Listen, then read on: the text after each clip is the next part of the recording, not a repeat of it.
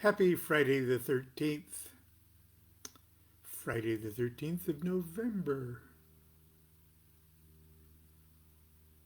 I'm not superstitious when it comes to Friday the 13th. I don't know why anybody should be. But anyway, today we're going to open up a whole new section of the book, Understanding Aleister Crowley's Thoth Tarot.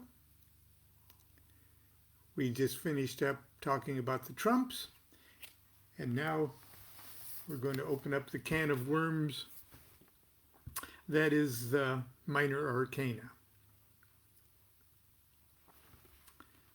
Chapter 15, the minor arcana. And it's a quote from, I think, Rabbi Lamed Ben Clifford. Did the tarot come from playing cards, or did playing cards come from the tarot? Yes. As much as tarot fans would like to believe otherwise, modern playing cards did not come from the tarot. As a matter of fact, where the 56 cards of the lesser arcana are concerned, tarot came from playing cards. The game was called Mamluk, and we can easily trace its existence and popularity to 15th century Turkey. Mamluk cards had 4 suits, each numbered 1 through 10. The suits displayed images of polo sticks, cups, swords, and coins. Each suit also had a set of 3 male royalty figures, a king, an emir, and a wazir. The appearance of Mamluk cards in Europe in the 1370s predates the earliest known tarot by at least 50 years. The revelation of Islamic roots of the lesser arcana give ammunition to those who would suggest Kabbalistic roots to the tarot. Mamluk's introduction to Europe almost certainly came through Moorish Spain, which at the time was a hotbed of Kabbalistic activity. As I said, concerning the major arcana, however, nothing can be proven to suggest anything more occult or mysterious than the natural congealing of the conventions of a popular game. Nevertheless, that phenomena in itself may have profound implications concerning how the human mind is hardwired to respond to archetypal images. And I might also add archetypal images and mathematical structures. Believe it or not, that was the entire chapter 15. So we'll move on to chapter 16 this morning. The Spirit of the Aces.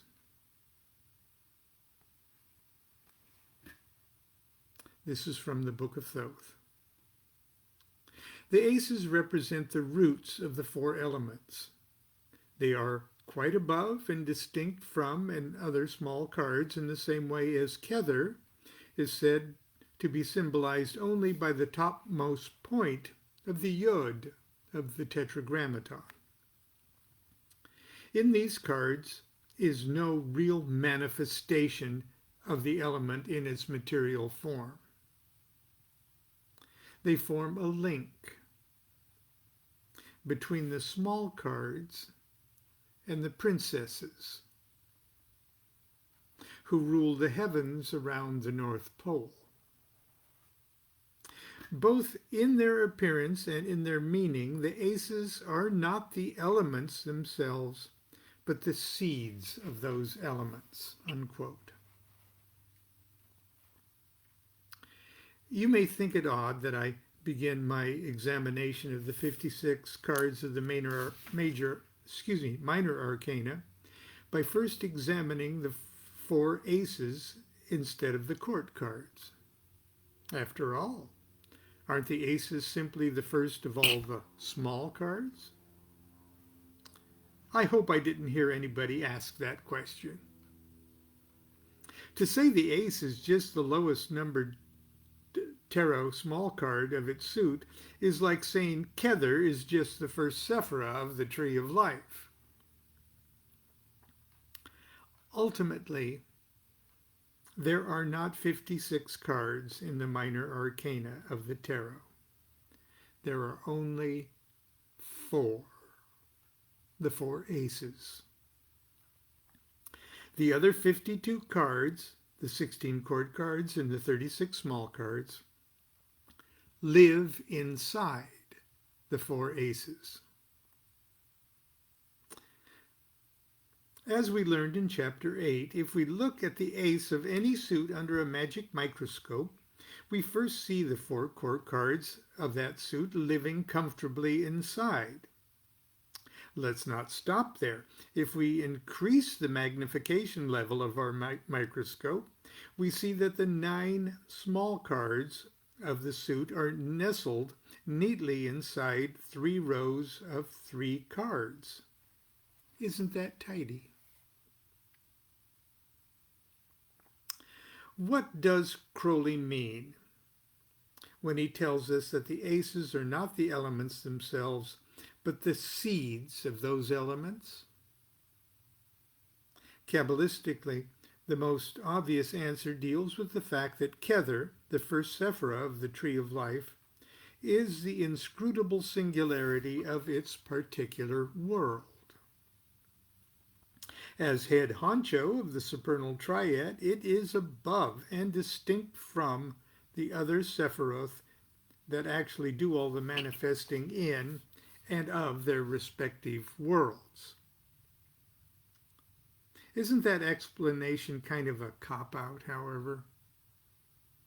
It sounds as if I'm trying to explain something that's impossible to understand by giving an example of something else that's impossible to understand. I didn't start to grasp this root of the elements concept until I learned that physicists cannot properly define the nature of matter. They go as far as to tell us that the components of atoms, subatomic particles like protons, electrons, neutrons, and other strange things like quarks and charm and quark gluon plasma, aren't really matter at all, but can only be described as non-material tendencies. What a perfect description of Kether. What a perfect description of the ace. It is that supremely fundamental tendency underlying a particular element.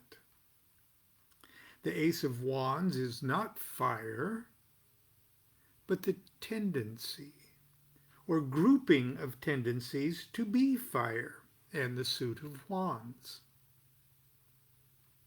Physicists theorize that these tendencies likely existed in their pure state under conditions of extreme heat, such as might have existed in the first milliseconds after the Big Bang. Accurately or inaccurately, the words these men and women of science are currently tossing about to describe these pre-manifestation tendencies that floated free in the immeasurable heat of creation are enough to make mystics of all schools stand up and salute. Words like dark matter, mana, your matter, quintessence, and, are you ready for this? Spirit. Tarot Trump 20, the Aeon, represents the element of spirit. But as we will see, it also does double duty on the Tree of Life and in Tarot by representing the element fire. Perhaps this is Tarot's way of pointing to spirit's primordial home in the fire of creation itself, and how the aces can be the root of their element, yet, as Crowley tells us, quite above and distinct from the other small cards. As we know, each ace enjoys a unique and very important relationship with the princess of the suit. We touched on that relationship in chapter 8 and 11. The princess is the throne of her ace, and when we consider one, we must by necessity think of the other. Hopefully this connection will become clearer when we examine the court cards and the small cards. In some card games, aces are considered just the cards that come before the twos in value. In tarot, the aces are the gods of their suit and deserve some real respect. Let's start to take a look at them. I think this is where I will stop today, and I'll take all four aces of chapter 17 tomorrow. If you look behind me there, you'll see I've still got that Enochian tablet out. This is the Enochian tablet of water. Now, why am I bringing this up when we're talking about aces? Because this entire tablet is what you would, if you had a Enochian magic microscope, you'll put the Ace of Cups under a microscope, and you'll see all of these component parts living inside. Now, I think if I sort of tip it this way, let's see here. Let's see, there we go. Do you see 4 white crosses? One right here, one right here. Do you see those white crosses? There's one right there, one right there. Those Calvary crosses are in the center of 4 sections of this tablet. So if this was the Ace of Cups, then this one right here, this area right here, this is kind of reddish. See how it's reddish? This would be the Knight of Cups living inside there. The Knight of Cups. And this would be, this bluish one here would be the Queen of Cups. And this yellow one here, see, it's pretty much yellow, see, is the Prince of Cups. And this down here would be the Princess of Cups.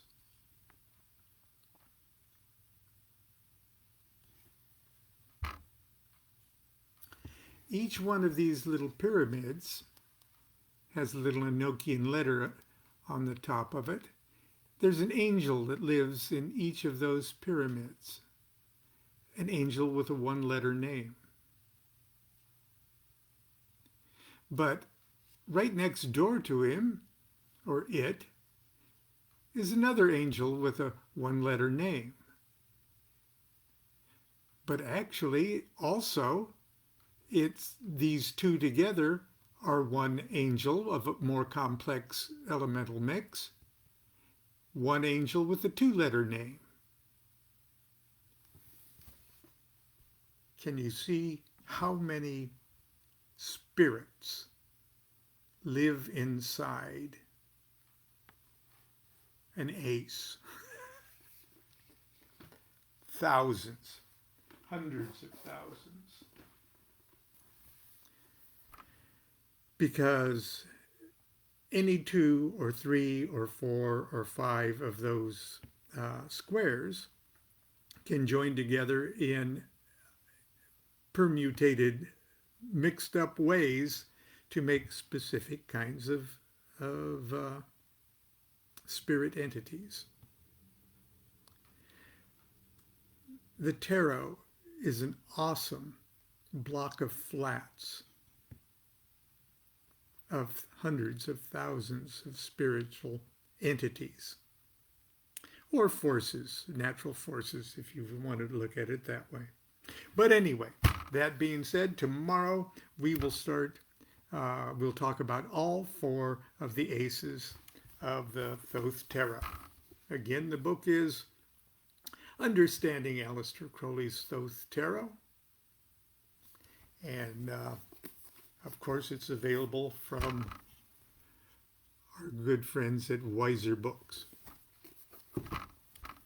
Have a great weekend, everyone. Stay in. Okay, I know in many places around the country, we're being encouraged, strongly encouraged to not go out and be with a lot of people this weekend. So if you were part of the reincarnation workshop, please feel free to, you were sent the link to the replay of that. And if you run out of things to do this weekend, you can watch the replay. So if you registered for that, that replay link has been sent to you. Okay, we will see you tomorrow, Saturday, for the Aces. Continue to be good to yourself and be good to each other. Do what thou wilt shall be the whole of the law. Love is the law. Love under will. Bye.